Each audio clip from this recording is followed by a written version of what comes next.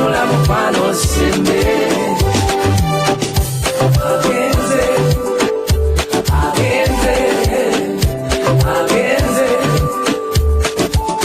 Oh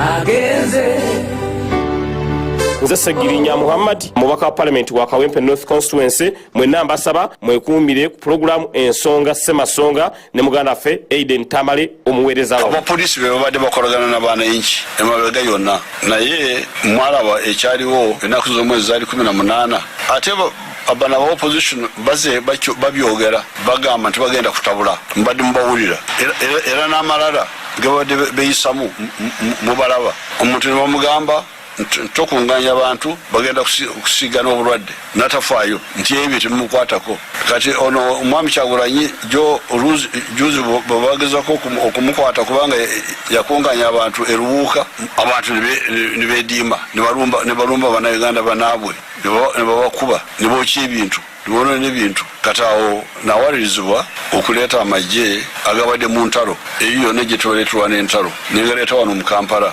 njagala okubakakasa tiwaliwo agenda kwokya Kampala kati amagye gazze kulaba nti waliwo alumba munne. Nze Segirinya Muhammad mubaka wa parliament wa Kawempe North Constituency mwenna mbasaba mwekuumire ku program ensonga semasonga ne muganda ffe Aiden Tamale omuweereza wa agoge maanyi g'ensonga semasonga. These programs were created to provide free education, especially for the poor families that cannot afford to pay the school fees. It is therefore unacceptable for school authorities to demand fees from the poor parents. The government will not tolerate this practice. Education must be totally free in government schools. The local leaders must enforce this when we give them renewed orders after an internal review to find out what has been the obstacles hitherto. We are going to review and issue fresh orders. Omulimu gwaffe gwakulaba nga tusula gavumenti y'NRM ne mu parliament wojjanze ntuula ku side ewakanya NRM era n'ensasulwa n'omusaala nkole nnyo nayo gavumenti eno ng'egwa kakati egamba etya nti ate abaagala egwe bayita mu komera ebadde yagala bakole ki. Ampuliriza nkulamusaako ku 14 katonyeze 9 Success FM radio nkwebaza gy'otuusaako engalo yonna gy'osinziira eddakiika 10 ze ziyise ku ssaawa 2 ez'ekiro ky'olunaku olwaleero budde obwaffe obwa East Africa wano mu ggwanga erya Uganda era obudde bwe buli mu ggwanga erya Kenya obudde bwe buli mu ggwanga erya Tanzania mu kibuga Ankara wali mu ggwanga erya Butuluuka essaawa era ze zimu 2 ez'ekiro ziyiseeko eddakiika 10 Gambia era Dodoma obudde bwe bumu Moscow e Russia mu kibuga Moscow era obudde bwe bumu nga bwe tuliko wano newankubadde Russia erina time zones eziwerako kumpi zisoba n'emirundi egiwerera ddala. Addis Ababa Ethiopia ssaawa 2:11 Nairobi 2:11 Dar es Salaam ssaawa 2:11 Baghdad ssaawa 2:11 tuba Iraq mu kibuga Sanna wali Yemen obudde bwe bumu 2:11 Djibouti era mu kibuga Djibouti 2:11 ate era n'ebitundu by'ensinga Riyadh wali Saudi Arabia 2:11 era omulunya mpuliriza ku 14 katonyeze 9 Success FM radio mu mbeera bw'ekyo nga tukutuusaako programu ensonga semasonga omukulembeze eggwanga General Yoweri Kaguta Museveni Tibuhaburwa agenda kuba ayogera ko eri eggwanga mu mbeera bw'etyo. Omukulu atandise tugenda kuba wano tumutuusaako naye ensonga nyingi ezimu za byakwerinda bya ggwanga ajja kwogerako era ku nsonga eziwerako ayinza obutabuusa maaso byanjigiriza ebyobutebenkevu ayinza okwogera ku mugenyi we ayinza okwogera ne ku bisiyaga tusuubiza nti ajja kukomawo mwezi ogw'omusanvu ayogere mu nziju mu kwogera okujjuvu. Nze Tamale Aiden Mukasa tugenze butereevu maka g'omukulembeze eggwanga alina kasero wano mu Kampala ku State Lodge.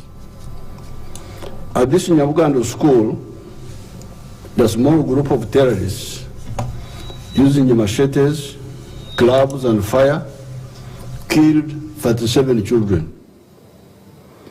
This was most tragic and as usual despicable and condemnable. Why? I think in Uganda they call It is because you cannot be called a fighter for any good cause when you attack unarmed people. Moreover, in this case, children, you are a criminal, a terrorist, and never to be called a fighter. If you want to be a fighter, you attack a barracks, a police post, or you ambush troops or security personnel on the move. In that case, you are still illegal, you are committing treason, but you are not a war criminal, and you are not a terrorist. You are a rebel, an insurgent, but not a terrorist. But in this case, when you attack unarmed people, you are both condemnable, a traitor, and also a terrorist and a war criminal. For any good cause, ADF, when you attacking Uganda school children, does not show ADF getting stronger. Because I had some people saying, oh, ADF is getting stronger. No. Attacking those children did not, you attack a barracks, cannot be strength. A police post, or you ambush troops or security personnel on the move. In that case, you are still illegal, you are committing treason, but you are not a war criminal, and you are not a terrorist. You are a rebel, an insurgent, but not a terrorist. But in this case, when you attack unarmed people, you are both a traitor and also a terrorist and a war criminal. ADF attacking Uganda school children does not show ADF getting stronger. Because I had some people saying, oh, ADF is getting stronger. No. Attacking those children did not, cannot be strength. It actually shows that the ADF was defeated long ago. By the time they committed the atrocities of Chubarara Seminary and Kichramba Technical School on the 16th of August 1997 and the 8th of June 1998 respectively, they were already defeated. That's what I want you, the people of Uganda, to know, that ADF was defeated long ago. By the time they started doing these acts, they were already defeated. It meant then, and it means now, attacking those unarmed people, Nyabugando, Chiburara, Stramba, it meant then, that time, and it means now, that they could not attack anybody armed with a gun. They cannot attack anybody armed with a gun.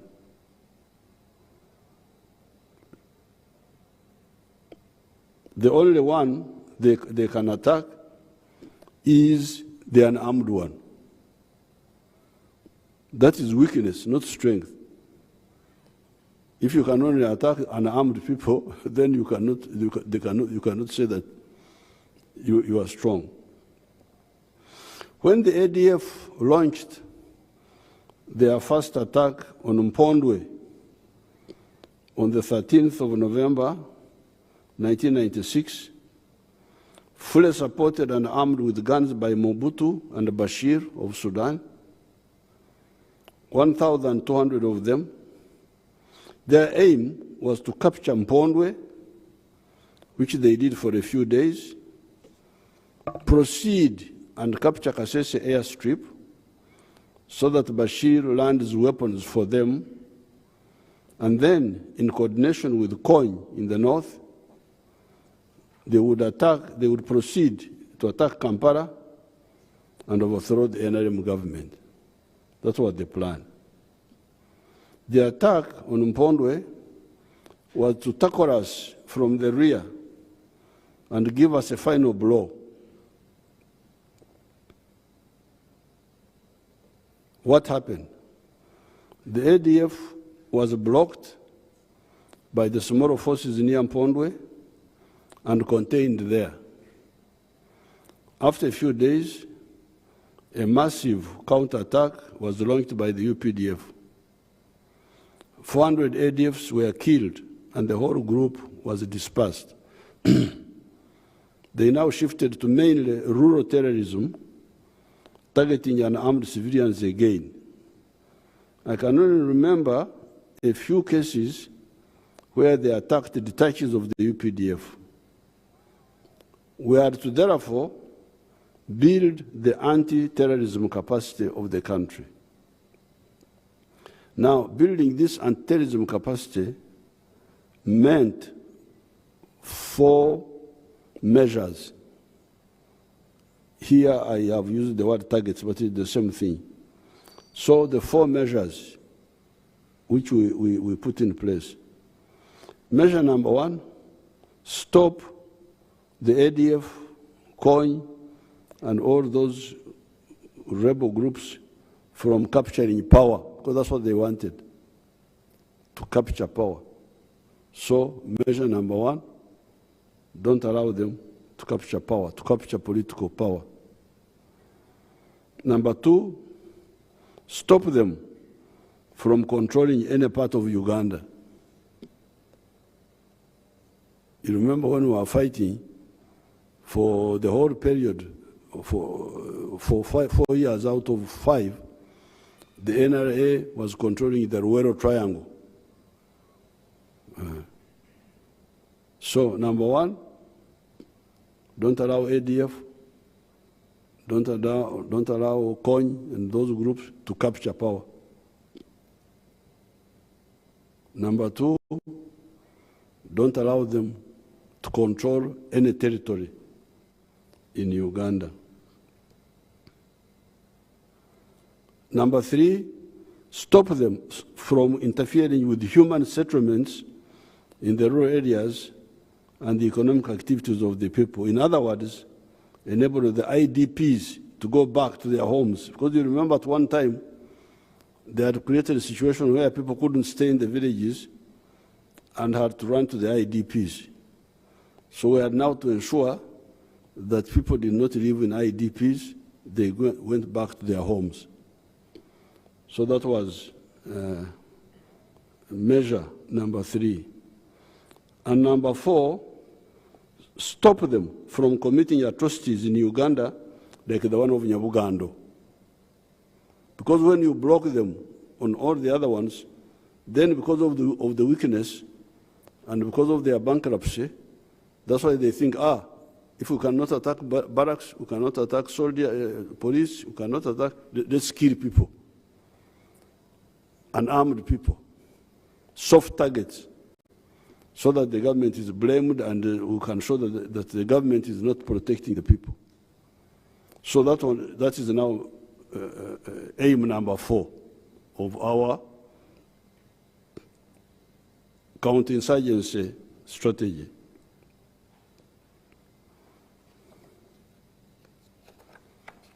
By 2007, all these 4 had been achieved. All the 4 had been achieved. Couldn't capture power, couldn't control territory, could not, the other one was number 3, not force people to go to IDPs, and number 4, no massacres of unarmed people. By 2007, all these 4 had been achieved. The last desperate effort was in 2007, when 100 of them entered Uganda from Congo, and 87 of them were killed by the commandos in Semliki National Park. They had come sabotage the Commonwealth. You remember 2007 we had the Commonwealth meeting. So apparently their incursion that time was to sabotage the Commonwealth meeting of that year by committing terrorist atrocities that would scare delegates from coming. Since that time, they could no longer send groups into Uganda. Mark all those words. Because every word I have written here, I wrote it myself, and it means... So from 2007, they could no longer send groups into Uganda.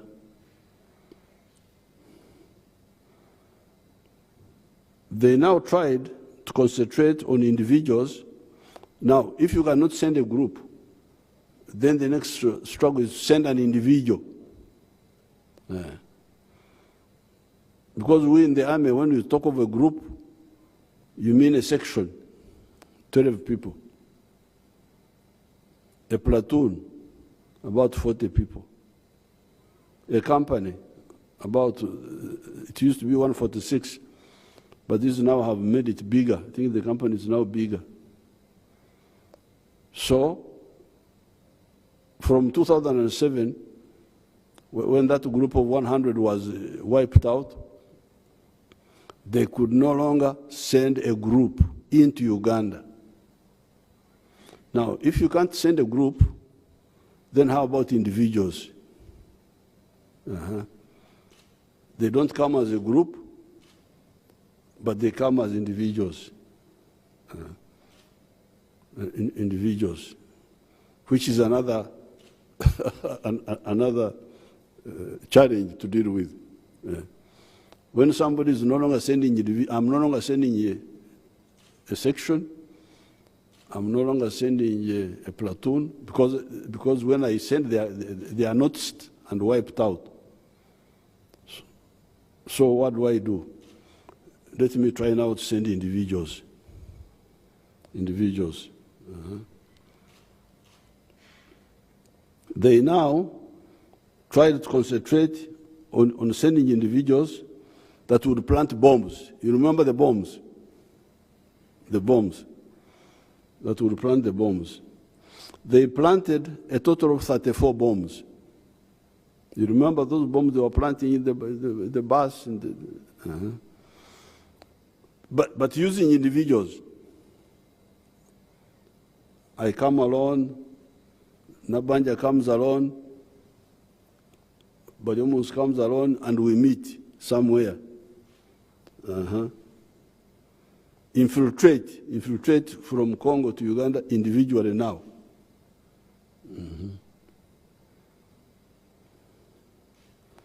And those were the ones now planting the bombs. One person, 2 people planting the bomb. We however, eliminated all those bombing efforts by arresting or killing all those involved within Uganda. So that campaign of individual infiltration and planting bombs was also defeated. So ADF can no longer send a group, they can no longer send individuals to plant bombs. So what would the ADF now remained in Congo. This is where the anti-NRM foreign agents based in the Monitor paper become a comic group. There is a paper called Monitor. That Monitor is full of foreign agents. And I have now sent people to analyze them. We know who they are now and for whom they are working. They are foreign agents. So the Monitor newspaper, I remember I didn't come with the headlines. Headline, oh, terrible, Uganda has collapsed now. There were those headings of Monitor recently. You could trace them.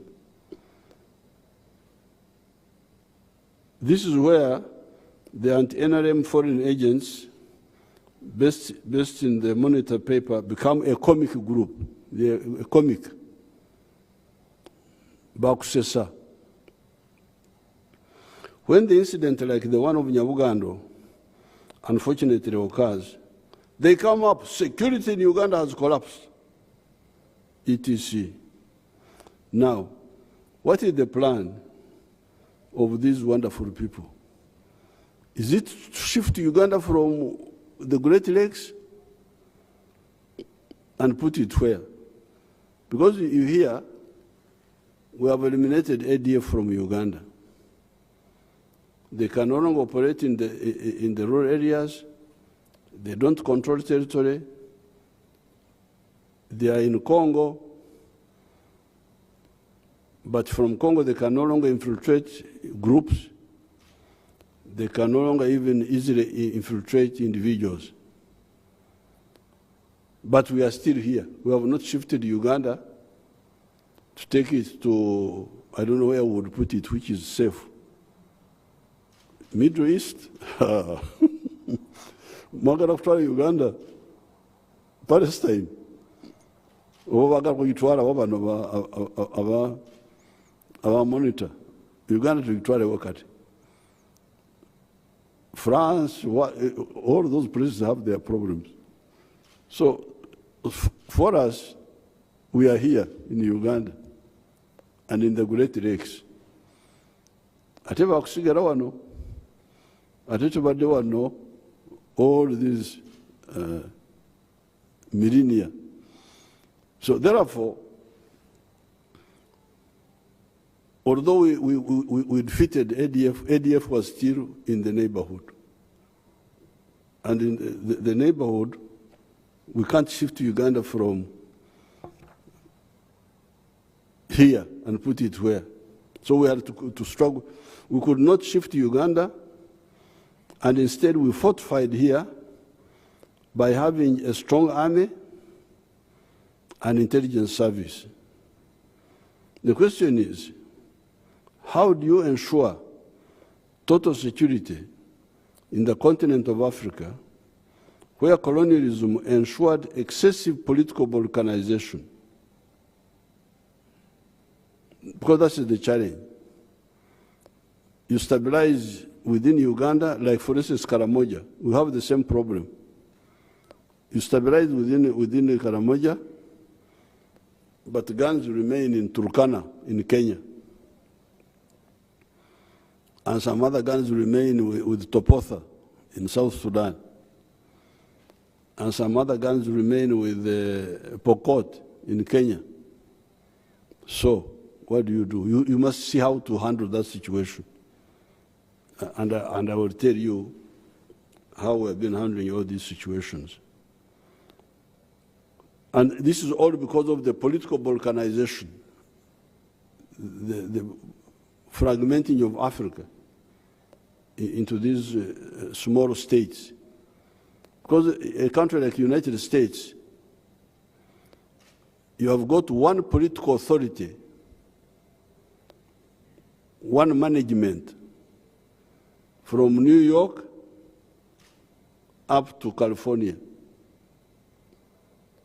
That is, you take 4 hours by plane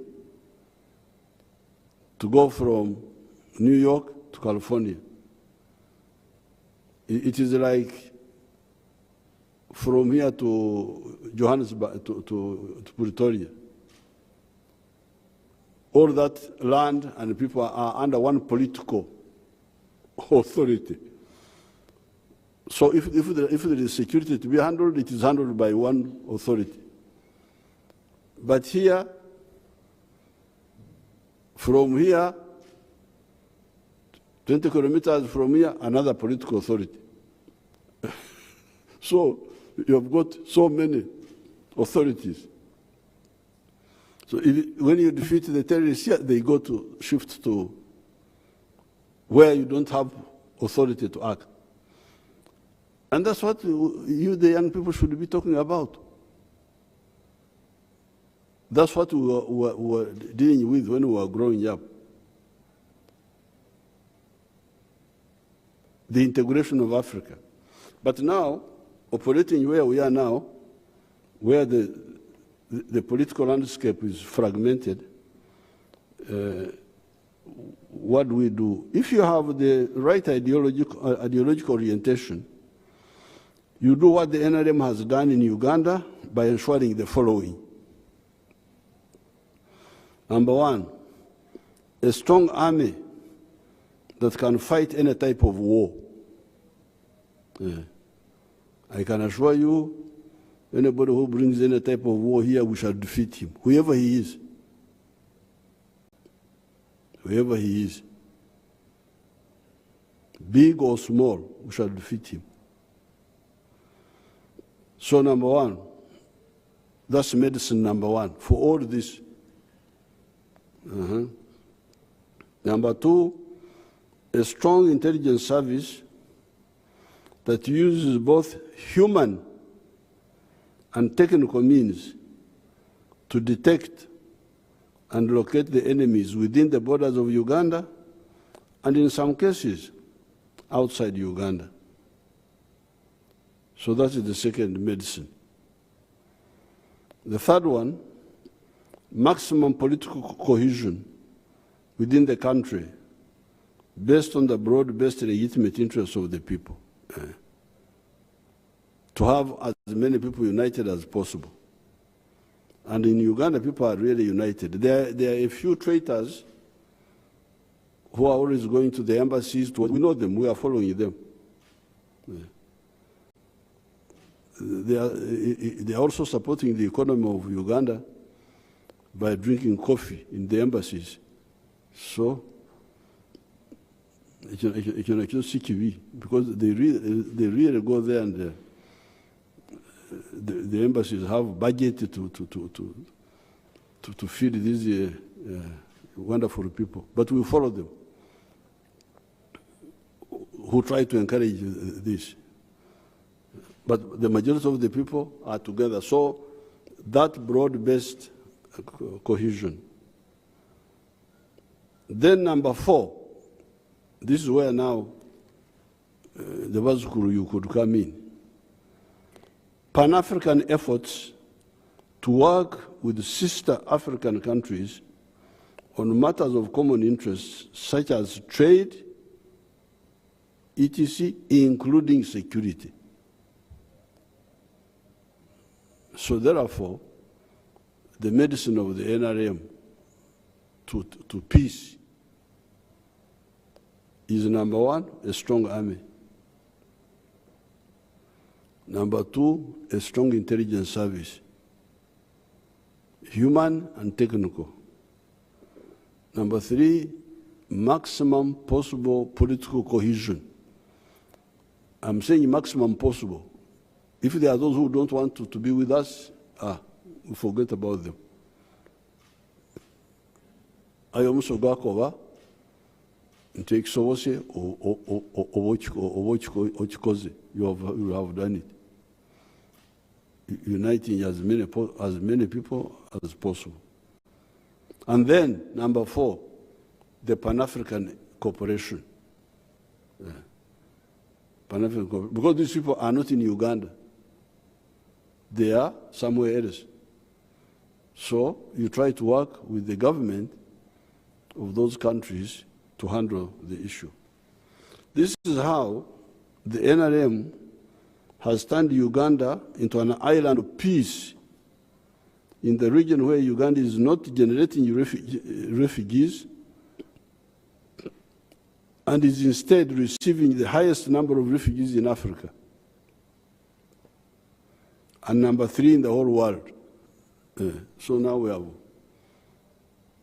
Chikopo Tukituti. We are number one in the number of refugees in Africa, and number three in the whole world. In Africa, we have gold medal for refugees. In the whole world, we have got bronze for refugees. And Uganda does not have refugees outside. They are not Ugandans. By 1986, Uganda was number 4 in the whole world in the export of refugees. We were competing with Afghanistan, with, I think, Ethiopia, and Sudan. We were number 4. But now, we don't have any political refugee outside. All our people who were outside, many of them as refugees, became diaspora. They're no longer refugees, diaspora, because they can come back anytime they want. They are staying there voluntarily. They are not staying there because they are not forced. So Uganda, instead of becoming an export, a refugee-generating country, is now a refugee-receiving country. And why? Because of the measures I've put here. A strong army, a strong intelligence service, maximum possible political cohesion, but also Pan-African efforts.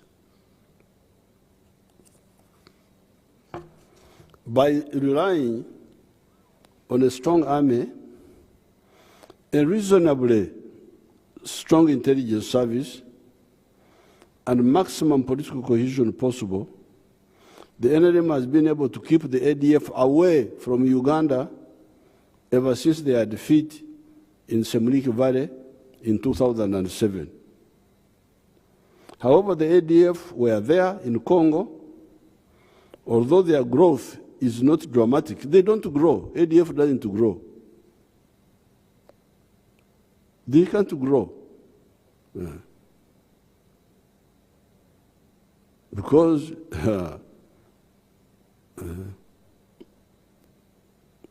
groups which could grow like Fronasa,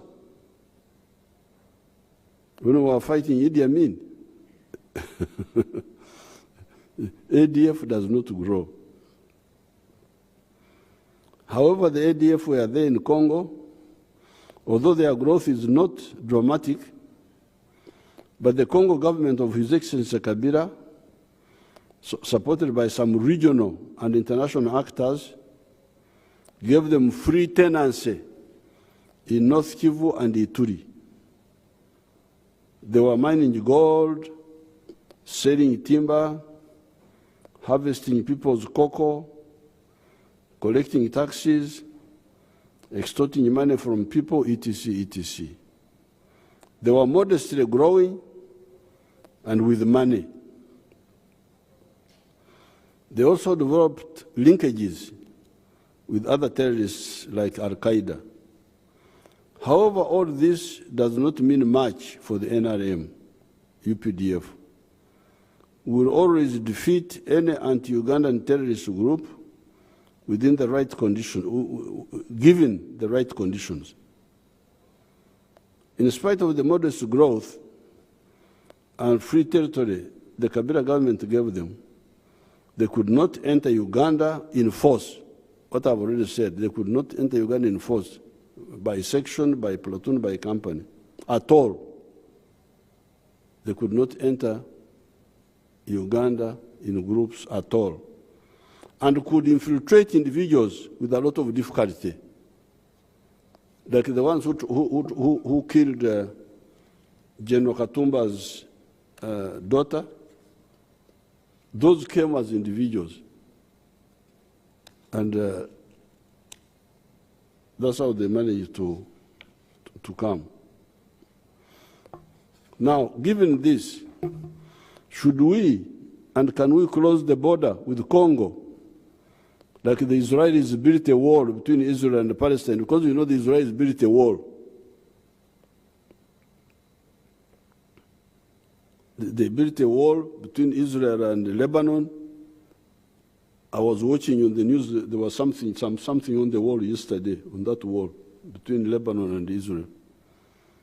And then they built a wall between Palestine, West Bank, and Israel. Should we and can we close the border with Congo like the Israelis built a wall between Israel and Palestine, who would lose most apart from the issue of the cost of for the wall? Uganda earns US dollars 606 million per year by exporting to Congo. All this would be lost. Besides, we would harm and annoy our people and the Congolese people that live on the borders. These are the same people, Bakonjo, Banande, Banyoro, Batoro, Batuku, Bahema, Banyamboga, Arurs, Rugubara, Lendu, Kakwa. That's why I always ask Anita whether she's Ugandan or Congolese. You should ask Anita. She will tell you the story. Mm-hmm. The Kinyarwanda speakers, the ones of Kisoro and the ones of Rushuru, etc. Recently at Chankwanzi, I met a delegation of Congolese members of parliament. To solve the problem of translation, since I did not have a French speaker on my side, I spoke in Runyoro Rutoro, and the Honorable Tobasima Atenyi, MP for one of the constituencies in Ituri, Congo, translated to the others. So I was speaking in Runyoro Rutoro, and Tobasima was translating it to the French speakers. There was also an MP from Mahagi, who is an Arur speaker, with whom I exchanged my little Arur, Nedi, Afoyo Bino, who were exchanging. With Dr. Mona, the MP from Mahagi, they continued blasting off in Luo. They forgot about us. They became Luo now. So we don't know what they were discussing, whether they wanted to kill us or what. But if they want to kill, I can understand that one.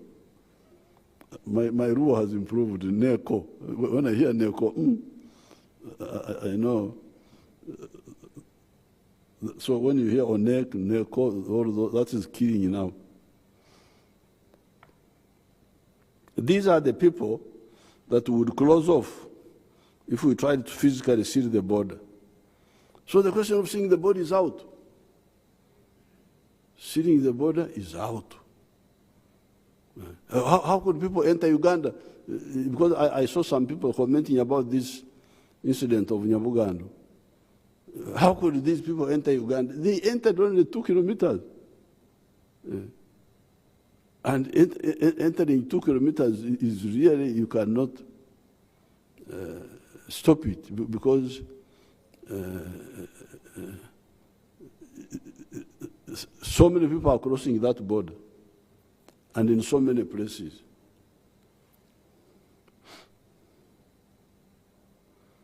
These are people that we would close off if we tried to physically seal the border.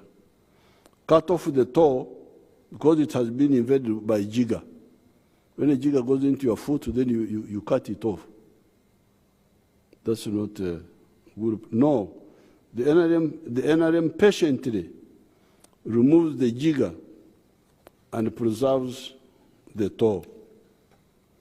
Therefore, closing the borders, building walls is out. The only ways are, number one, to crush the ADF, kuhura, like you thresh millet. When you club the millet with a big club, it's called okuhura. Oktokora is like if something fell in a leaf fell in my tea here, I would oktokora, I would remove it.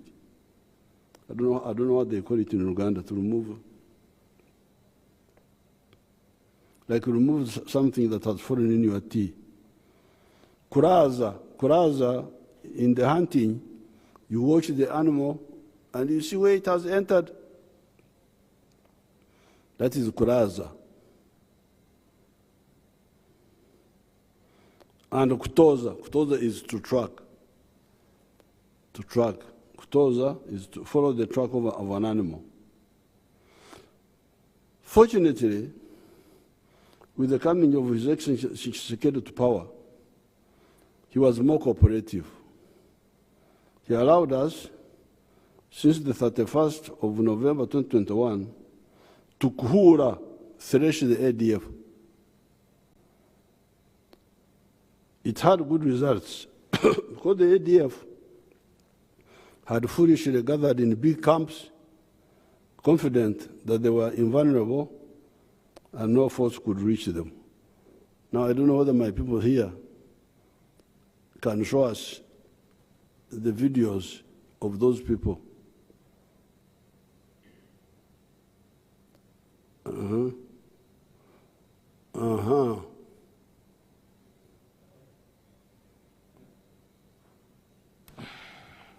Your Excellency, sir, I'm Captain Collins Tumwebaze, Coordinator of Aerial Surveillance and Reconnaissance, Operation Shuja, together with Lieutenant Agri Bainomugisha, a pilot and system operator. I will first interpret that video. In the video, we are using thermal sensors, so the image depends on the difference in temperatures. So black objects seen in that video reflect hot bodies like human beings and fire frames, while white background reflects vegetation or forest cover, which is a bit cold compared to the human beings and flames. Okay. However, okay, thank you. Let me what this army officer is saying. Put it back. Put that thing. Yeah.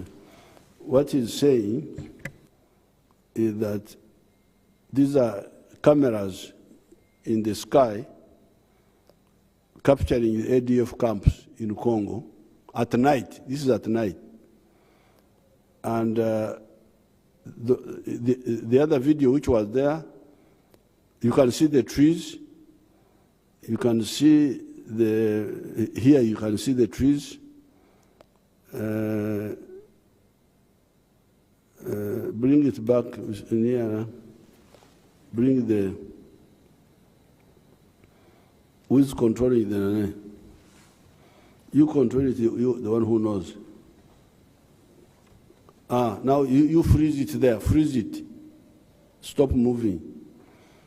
Now you can see there. White up because these cameras. They are using body temperature, the temperature of things. So the white things, if you see carefully, they are leaves. They have the shapes of leaves. If you watch carefully, those are trees. The black things under are human beings. Yeah, the black things are human beings. Go to the other one.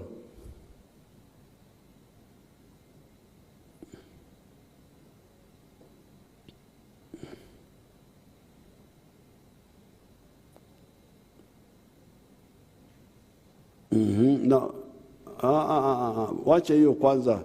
Hold on that. First show us there was the one white, where the people were white.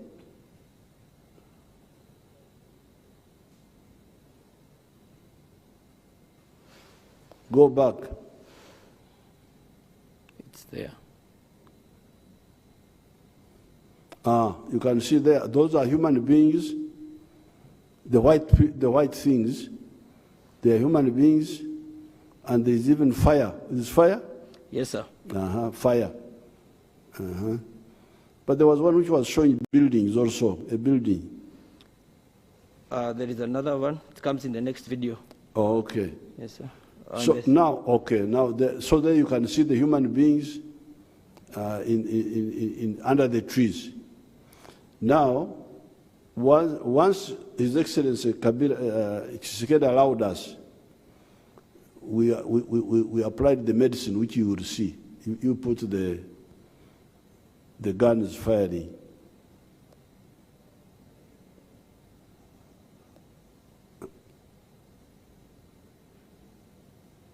Show the BM firing, not the vehicle. Put the vehicle back. put the vehicle. Don't move it. Freeze it. Freeze it there. Let it fire, but in one place.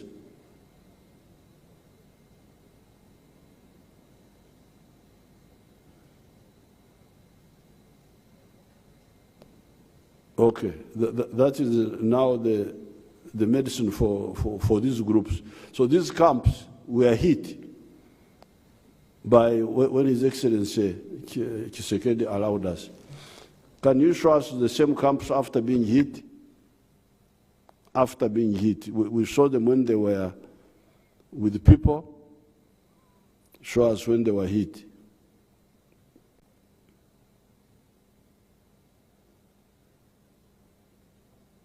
That is after. Yes, sir. That is in the evening. Oh. There are no people anymore. They are there trying to reorganize a few remnants. Then we again. So the trees have mainly. What is that white?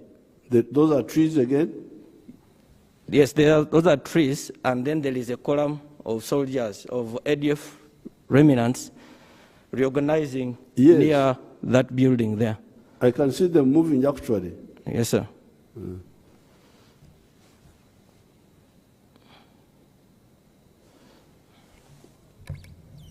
But it's not so clear.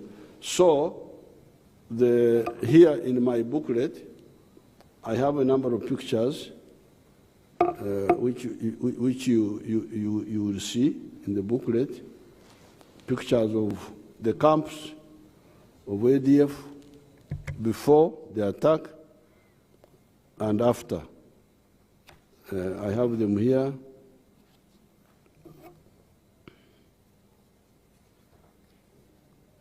Now, then, there are also pictures of the victims of ADF in Congo. Show us those pictures.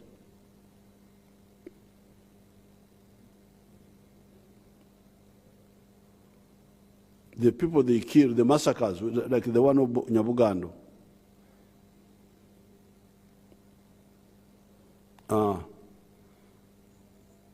Those are all dead bodies massacred by ADF. In Congo, that's what they have been doing. You can see those scars. Put back the other one, that one there. Those are people's heads. People's heads. In Congo, that's what they have been doing. All these years, from 2003 up to now. Continue. Those are victims again. Those are children killed. Children, you see how they cut children?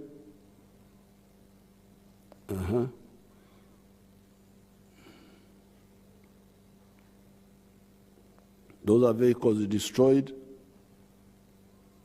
people killed. I think people killed, the vehicles burnt. People killed, no, those are weapons we captured. We captured from them. Vehicles, weapons captured from them. Weapons captured from them. I think that's a camp where our people had entered there or something. Weapons captured. Now, that one is an ADF big commander from Tanzania. He was a Tanzanian, killed. Now these are the Wananchi of Congo having gone back to their homes, no longer in camps. I think they were having a rally or something. More pictures. Those are Wananchi now back. Now, apparently, that's one of the camps IDP camp without people now. Okay, go on. Any other pictures? That's the last? Okay. Okay, thank you very much. So you saw those terrible pictures. What the ADF has been doing in Congo, and you see the Wananchi now back in their villages, in the area where we have operated with the Congo army.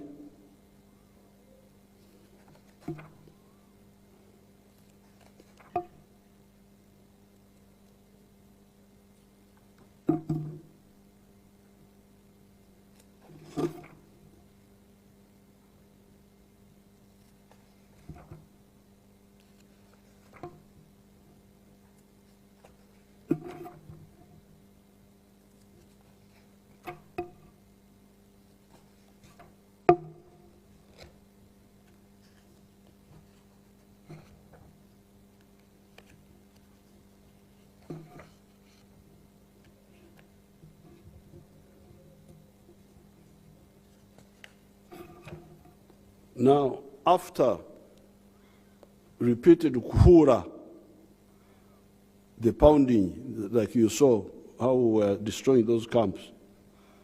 Because here, to summarize, what I was showing you was two things. Number one, the ability of your army to see where these terrorists are by day or by night. They have the capacity to see, as long as we are allowed by the neighbors to do so. So the seeing is not a problem. The Nkonyogo, the Mjugujugu, the stones to throw at these terrorists once they are seen is not a problem. They will be destroyed. What we showed you was just one of the systems. There's many other systems. Even the terrorists in Somalia, we can reach them from Uganda here with our aircrafts, provided Kenya allows us to refuel on our way back. So the army has got a very big capacity to see and to destroy, as long as the terrorists try to be in big groups. After repeated kuhura, and remember the kuhura is like the other of threshing millet, the ADF has done two things. Shifted to beyond the Beni Eringeti Commander Bunya Roar and broken in small groups, which they hope are not easy to see. And some individuals hiding in the trading centers. They also entertain shallow ideas like, let us send small groups inside Uganda to kill people so that these Bakafiri, that's what those stupid boys call Ugandans, that we are Bakafiri. These Bakafiri relax their pressure on us in Congo. Unfortunately for the ADF, the Bakafiri, the indigenous people of Uganda, regardless of their religions, have enough troops to hunt ADF up to Mbandaka in Congo, if the Congo government allows us, and also guard the rear in Uganda. The problem of ADF has been military only for the period between 1996 and 2007, when they were totally defeated. After that, for a long time, In spite of being given free control of big portions of eastern Congo, the ADF problem remained degraded to an intelligence and diplomatic problem. So here, for you to understand, Ugandans, I would like to introduce those three words: a military problem, an intelligence problem, and a diplomatic problem.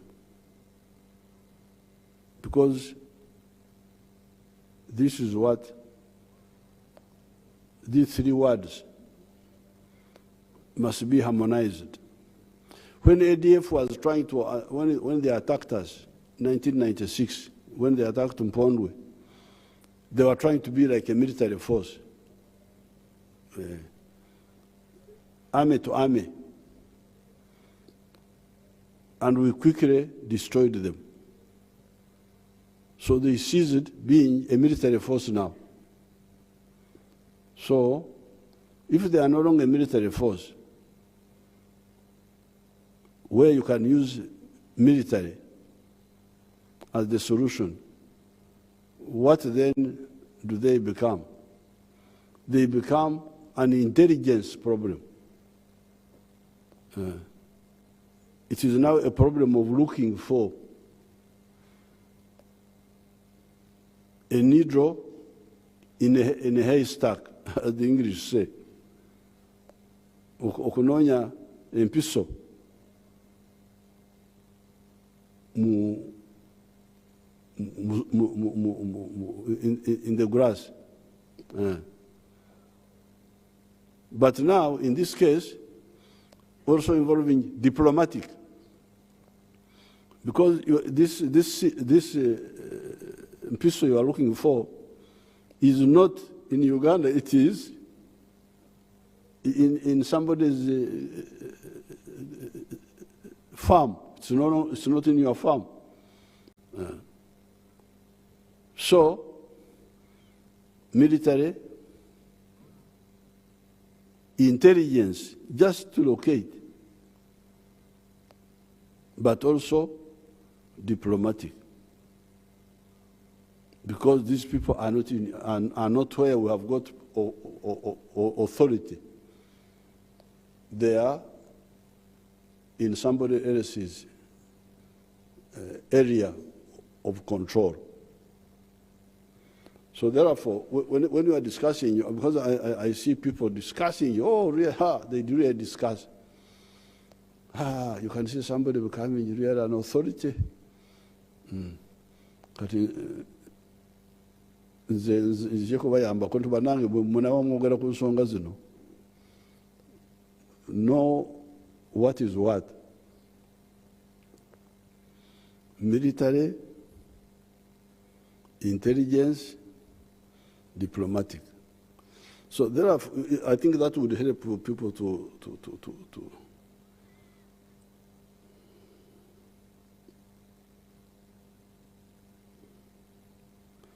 intelligence problem, because those who are able to defeat them, like UPDF, need to know where they are in Congo and what they are planning. That's what intelligence is about. To know where they are, who they are, and what they are planning. Because when they were, okay, I'll come to that. In other words, the eyes and the ears. So in other words, we need the eyes to see like those images you saw. Those are called overhead images. They can be taken by aircrafts, by UAVs, by satellites. We can take those pictures like the ones you saw there. So those are eyes now up from above, by day and by night. But then you can also have ears to hear, to hear. the eyes and the ears. Both the eyes and the ears can be human, meaning informers, or can be technical machines. You can also add the nose to smell the evil people, i.e. the canine, the dogs in tracking. Sometimes our people don't use all this, because when I was in Barregi, dealing with the issue of the cattle rustlers, I was quarreling with the police. Why they don't use dogs? Dogs are very easy, very, very useful. You remember the people who were killing people in Masaka after the elections last time? We finished all of them. They were all arrested, helped by the dogs. Because the dog can't go wrong. You introduce it to the scene of crime, and that's why I would like to appeal to you Ugandans. When you get an incident, don't rush there, all of you, and because you interfere with the Obanyankole call it oborari exinde, those organs of Chita exinde, the trucks. Yes, keep away. Don't all rush there. What? Let the police first come and nani. So the intelligence, eyes, ears, and the nose to smell. The smelling is done by the canines, the dogs. They can't go wrong.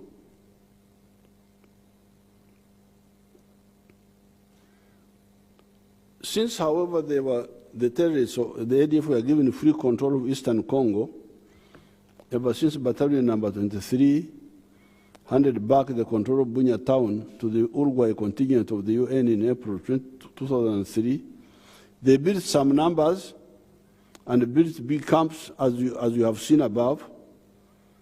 By the time Operation Shuja started, ADF had about 2,000 fighters. This was on the 30th of November 2021.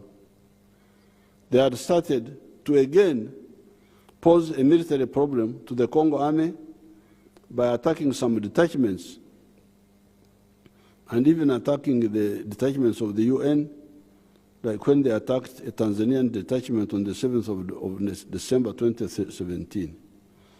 All this was on account of the diplomatic problem of the Congo government not allowing us to assist them with the ADF when neither they nor the UN have the capacity. This is what His Excellency Tshisekedi did in 2021 when he allowed us to attack the ADF.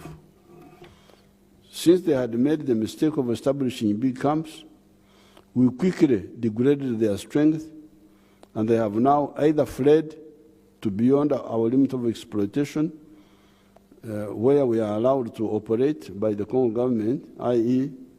Beni Erengeti Commander Bunya Road, or they have broken into smaller groups, like the one in Marika Valley, south of the Mpondo Kasindi Beni Road, from where a small group that killed our grandchildren at Nyabugando Secondary School came from. In other words, within Uganda and the area west of the Rwenzori Mountains for a distance of about 70 kilometers to the west, as well as the Virunga National Park, ADF is no longer and can no longer be a military problem as long as the diplomatic problem of the Congo government allowing us to help them is maintained. We can also follow them beyond the present line of limit of exploitation when the government of Congo allows us. Therefore, the residual problem of ADF is an intelligence problem to locate where the remnants are and what they are planning. Because now we have the other two. We have the military. If they try to be big, we see them quickly and destroy them with all those means we have. The diplomatic His Excellency Tshisekedi has now addressed it. So it is now remaining the intelligence problem. But this time the intelligence, because there are smaller numbers, the other eyes in the sky may not see these smaller numbers. So you need another way of locating the smaller numbers. So we already have good capacity in this area that we have used to degrade the ADF from a military force to a mere band of terrorists only looking for soft targets and armed people to kill. Why not attack a detachment of the army? Why not attack a police station? Why not ambush troops on the move if you are a fighter? They no longer have the capacity to do that. Why? We degraded them. We need to, therefore, fill some gaps in intelligence collection, and that will be the end of ADF, both in Congo and Uganda. Attacks like the one of Nyabugando are on account of the relaxation in the area by the security forces because the area had been peaceful for a long time. Actually, as I wrote in my earlier piece, they had tried to do something similar north of the Rwenzori Mountain in Ntoroko on the 13th of November 2022. 51 of them entered Uganda in the area of Rwebsengo to do exactly what they did at Nyabugando. However, the Wananchi saw them, quickly informed the army responded quickly, and 26 were killed, 25 were captured, 37 guns plus 7 IEDs were captured. In my executive order number 3 of 2023, and in an earlier directive of the 19th of May 2023, I had ordered the putting in place of police units of 18 persons per sub-county with some motorcycles to help them respond to calls of distress anywhere in the sub-county. I thought of the number of 18 because I wanted 12 to be regular armed police, and then the other 6 would provide the CIDs, etc. The 12 could be organized in squads of 4 each. One of these squads to be on standby, ready to move immediately to the area of need. These people are on standby, should be fully dressed, guns nearby, motorcycles fueled, ready to move any moment. This solves 2 problems. Number 1, they guard the police station so that you do not have situations where a police station is attacked by surprise because everybody was stand down, not ready. Secondly, they are ready to move, stand down, not alert. Maybe not dressed up, maybe many of them off duty. I direct Elizabeth Kutesa, my police advisor, to investigate and report on that issue of the police state of readiness in the area of Mpondwe in 3 weeks. However, with the implementation of the executive order, even in peacetime, because this business, we have had peace here for a long time, so we are all relaxed, should not be there. There should always be a standby group, even in peacetime.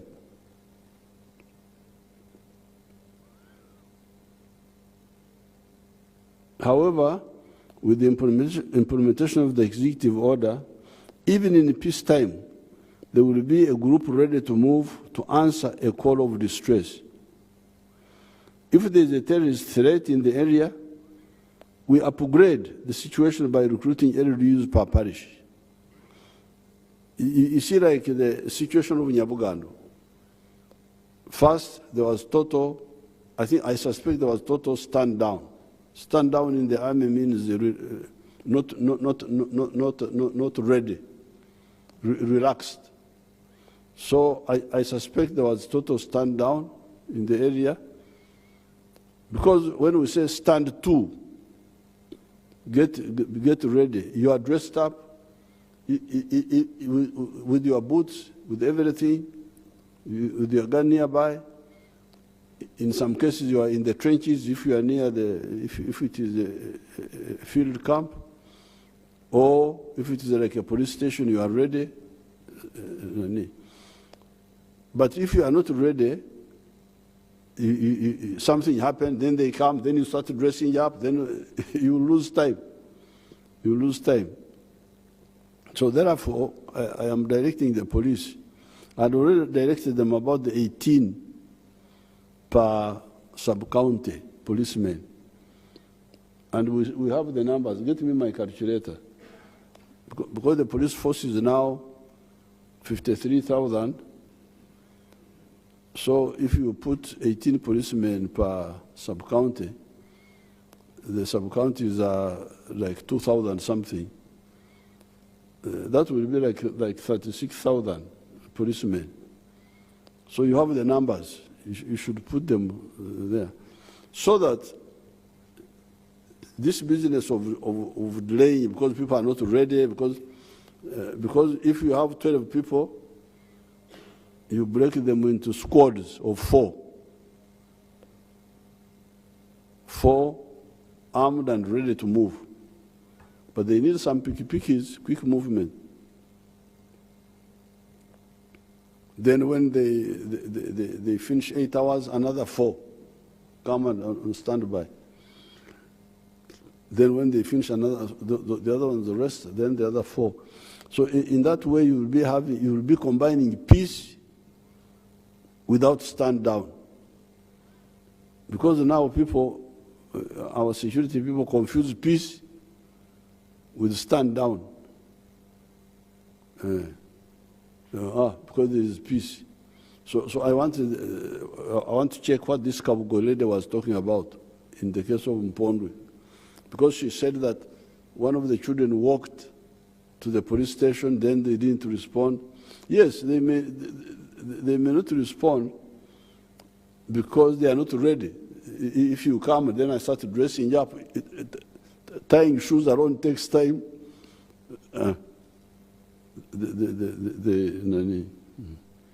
So therefore, now, but if, so first of all, I think they may have been stand down. But besides, if there is a real threat, we shall not only have the police and the army, we shall also have LDUs. Because that's how we defeated the ADF in the mountains. We had the LDUs. So those who panic, like this monitor paper, who try to cause panic in the people. Oh, yes, there's a problem because we are near Congo, which is perpetually harboring those people. Unfortunately, there was some gap here, and they exploited it. But it will not continue. Now that we have a shock, we shall react. And if we react the way we have reacted in the past, what will they do? Yeah. We have the army, we have the police, now stand by, we have the LDU. Why would anybody who has seen what has been done in the past cause panic among people?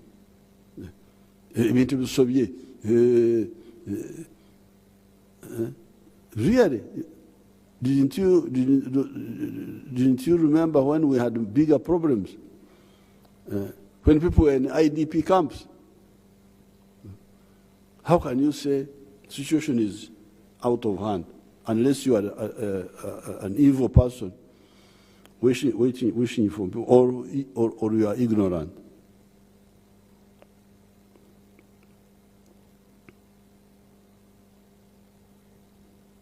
If there is a terrorist threat in the area, we upgrade the situation by recruiting LDUs per parish. Those terrorists of Nyabugando would never have gone back if we had put these measures in place. It was just a gap that is closable. Nevertheless, the Nyabugando terrorists have been followed. And now I was talking to Major General Dikolum. From that time, 12 of them have been killed. This particular group, 12 of them, and the commander, so-called commander among them, who had an Acholi name called Rubanga Kene, was killed among the 12. And 10 guns have been taken from this particular group. I got this from Major General Dikolum just before I came here.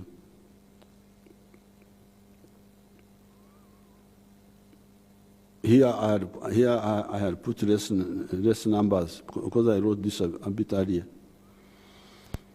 When there is a threat of terrorism or even ordinary crime, all the residents in the sub-county should have a toll-free sub-county police telephone number, which people under attack should ring. You see, for instance, it was just like the guards. The 20 guards, were they 20 or 17? There was 17 and 20. These terrorists attacked the dormitory of the boys first. The guards were not attacked, but they remained shouting. That's what I heard. They didn't run away. They just remained in place shouting, because I think they thought people would come and rescue them. But if they had scattered, these people would never have got them. But they stayed in one place until they came and shouting. You can see this was just what the Baganda say. Echekango, techimanyi muzira. When something comes as surprise, even a brave man can panic, according to the Ruganda. Echekango, techimanyamuzira. Even the Banyankore have a similar proverb. They say, ekitetekatechirwe emboka hongo mukaru. They say that omukaru is the meat you put on the spit. Now, if you throw it to a dog, the dog may run away from meat, because it thinks that you have thrown stone at it, when in fact you have thrown meat at it. So, surprise, this was definitely. But what I'm saying, that requires of a check that requires should end. We should always have, you implement my order, have standby group 24 hours a day, 7 days a week, but in squads. One squad is on standby, the other ones rest. So, and here I'm talking about now the coordination now, the coordination. How to coordinate on anti-terrorism, but also ordinary crime. When there is a threat of terrorism, or even ordinary crime, all the residents in the sub-county should have a toll-free sub-county police telephone number, which people under attack should ring. When there was in Masaka area, a group of criminals called Chidawarime. When the Chidawarime group attacked people in the area of Masaka in 2018, on New Year's Day 2018, these people, criminals in Masaka, attacked people there. This was the initial problem, the problem of coordination. because in the villages, when there's a problem, you make a nduru alarm, and everybody would hear in the village.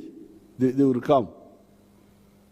Now the nduru of today is the telephone. You ring the concerned group to come and respond. But if you are not well coordinated, that lack of enduro can also cause loss of time, and these criminals get away for some time.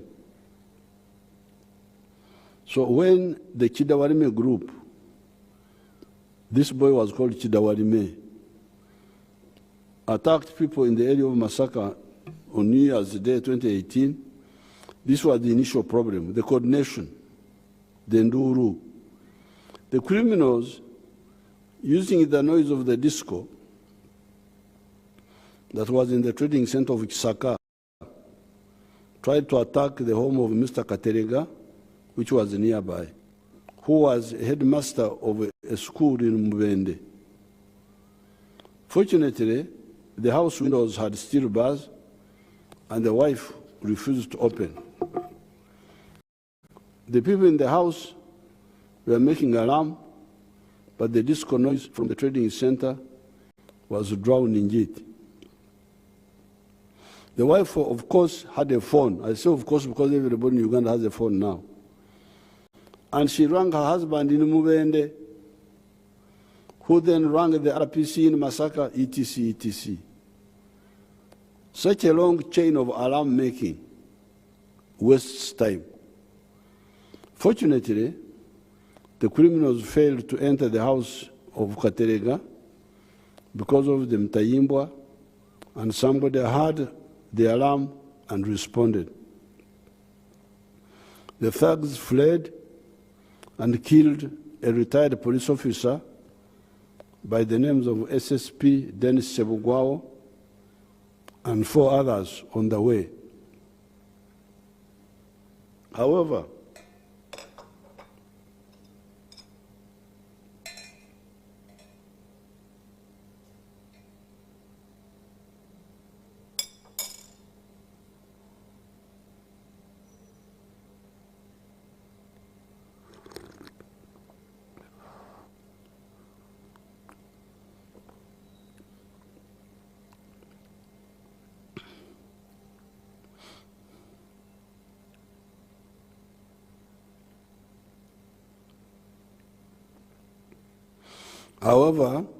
one of the thugs lost his way and was arrested by the Wananchi and lynched, leaving some information behind.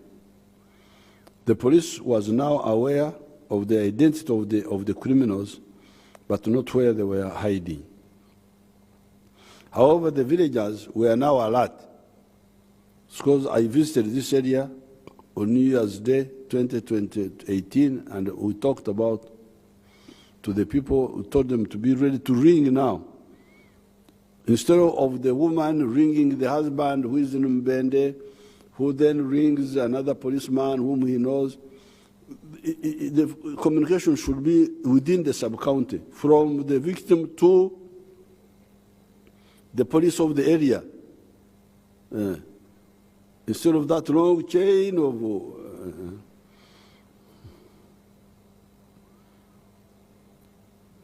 However, the villagers were now alert. On the 10th of April, 2018, the other attack was in January. This was now 10th April, 4 months after. On the 10th of April, 2018, the gang attacked a house in Mukono village, Bukurura sub-county, occupied by a nurse, Nachambade. As they were struggling to enter, Nachambade rang the officer by the names of Stephen Tuinomugisha at the nearby police post, and she threw away the phone. After ringing, she threw the phone because she didn't want the criminals to know that she had run. She ran to Mfwa, throw away the phone. As the thugs were entering her room, as the criminal, Chidawarime, was now ordering Nachambade to undress etc., the police arrived and shot at the thug that was outside the house. Chidawarime was forced to abandon his project of raping the victim, tried to run, but was gunned down. So this was just communication. Communication. Nduru going to the right place in time.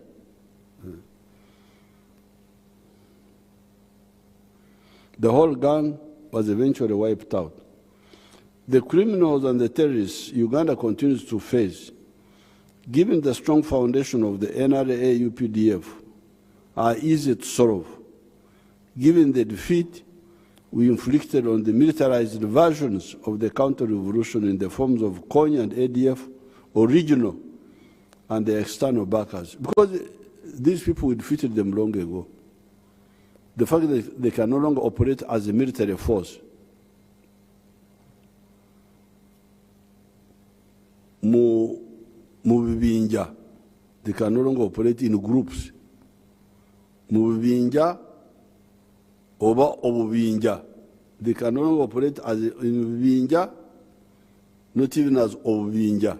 Now the only way they can do is individuals.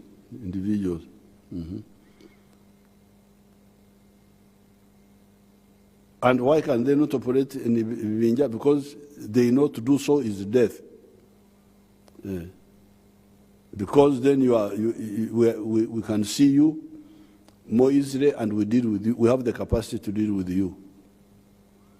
So now, the way is to be in tomorrow individuals or tomorrow group or tomorrow groups.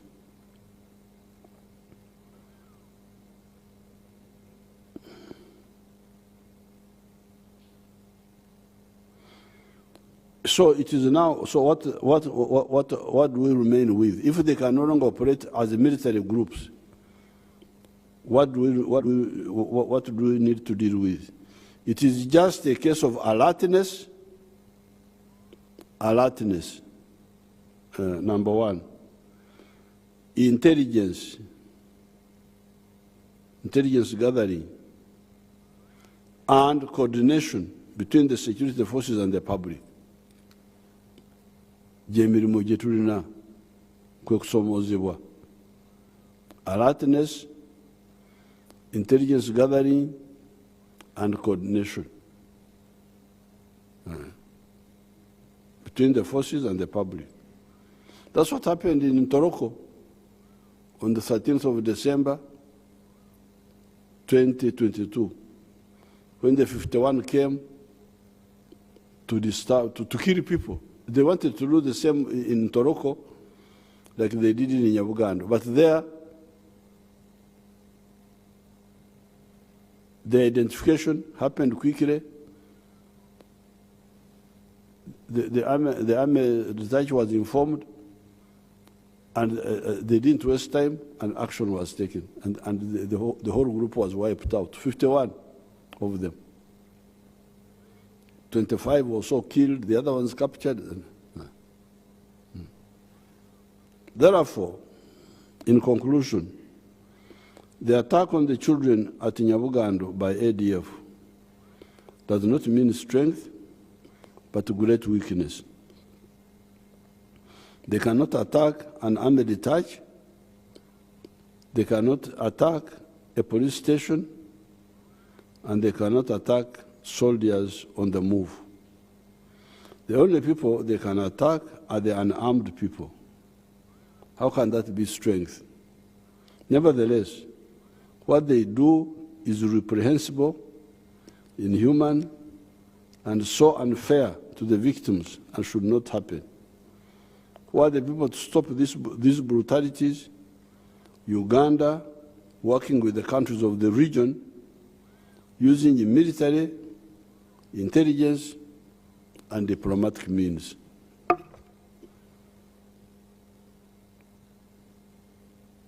I'm going to call the National Security council in the coming, maybe next week or if there is time, because I've seen some people moving around, like I saw one RDC in Chejegwa closing United Discourse.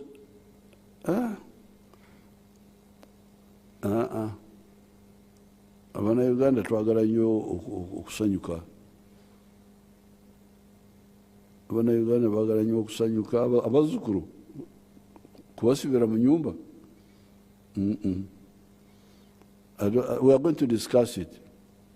It's not necessary. This is not such a big force, such a big nani. So put my executive order in place. Police. I can see. Is that Katsugazi? Put my executive order in place. Be standby. Have the communication. Let the Wazukuru Basanyuke have their things, but tell them what to do in the case of. Because I don't think ADF is but we shall discuss it. We shall discuss it more formally and issue a written order. ADF is being wiped out.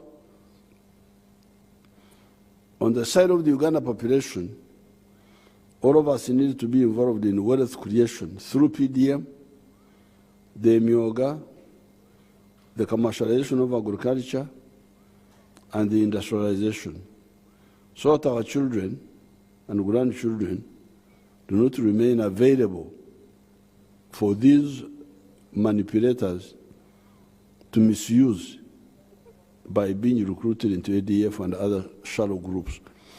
Because many of these children who join these groups, they join them partly because of misinformation, but also partly because of poverty in the homes.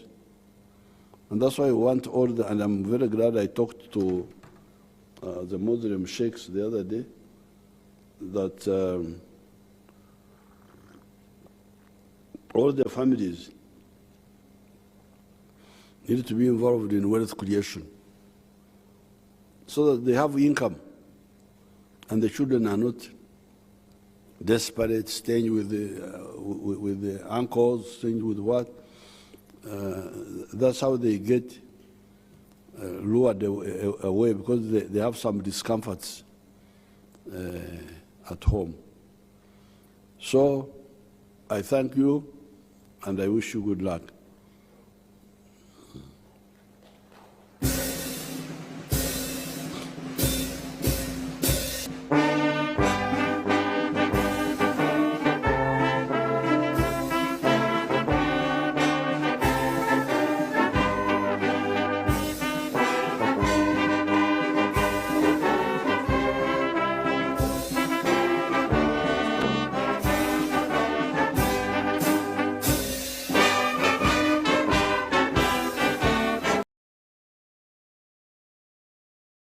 آقای خاتمی، The one who didn't come was His Excellency Rouhani.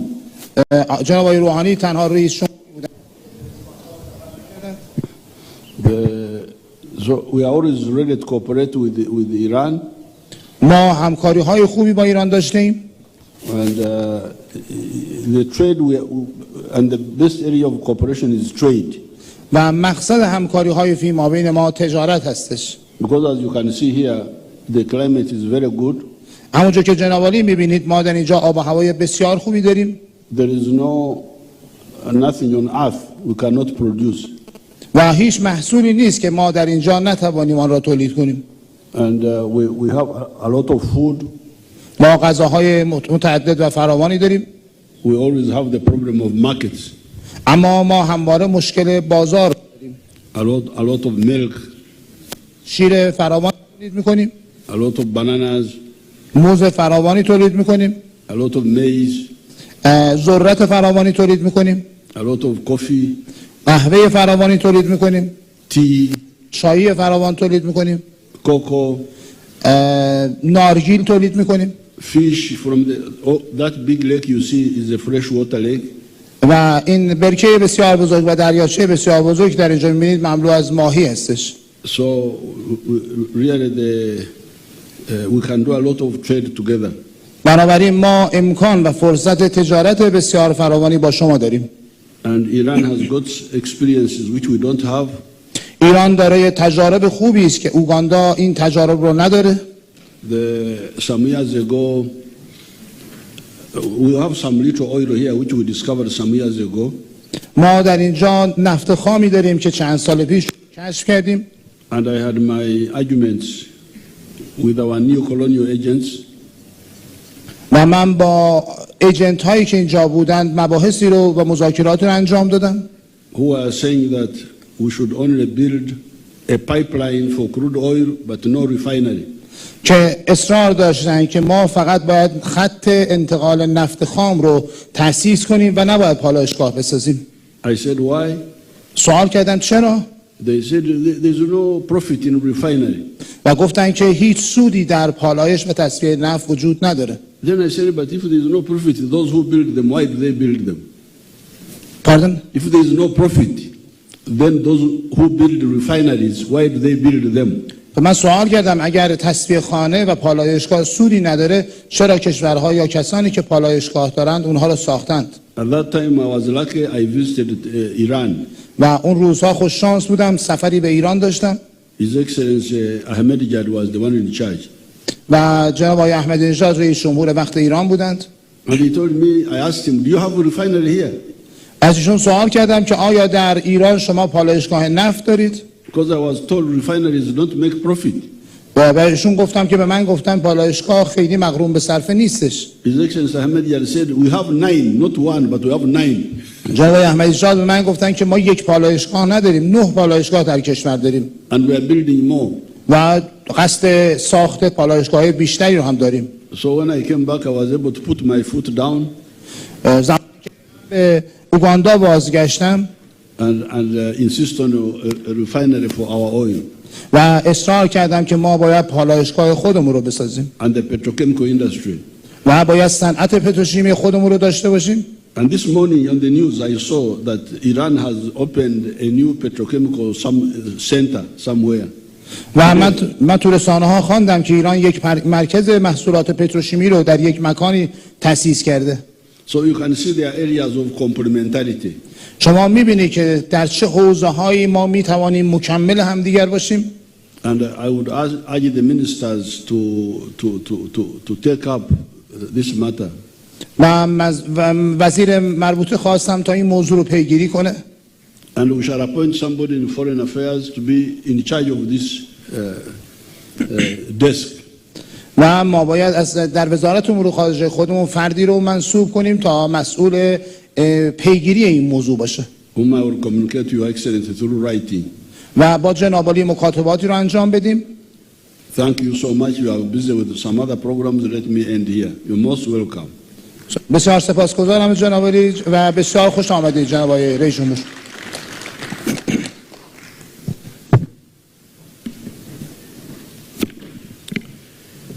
بسم الله الرحمن الرحیم. الحمد لله رب العالمین و صلی الله علی سیدنا محمد و آله الطاهرین و صحبه المنتجبین. از رئیس جمهور محترم کشور دوست اوگاندا متشکرم به خاطر دعوتشون و به خاطر میزبانی و پذیرایی گرمشون. In the name of Allah, the most compassionate, the most merciful, all peace belongs to Allah. And O Allah, please send peace to our Master Prophet Muhammad and members of his companion. First of all, I would like to appreciate the President of the friendly country of Uganda for extending me an invitation to visit this country. And I would like to appreciate him for his very well done hosting. بعد از پیروزی انقلاب اسلامی روابط بسیار خوبی بین کشور جمهوری اسلامی ایران و کشورهای قاره آفریقا از جمله کشور دوست ما اوگاندا ایجاد شد و این روابط ما روز به روز گسترش پیدا کرد. Following the victory of the Islamic Revolution in my country, the Islamic Republic of Iran ensured and adopted good bilateral relations with the countries in the African continent, especially with the friendly country of Uganda, and day by day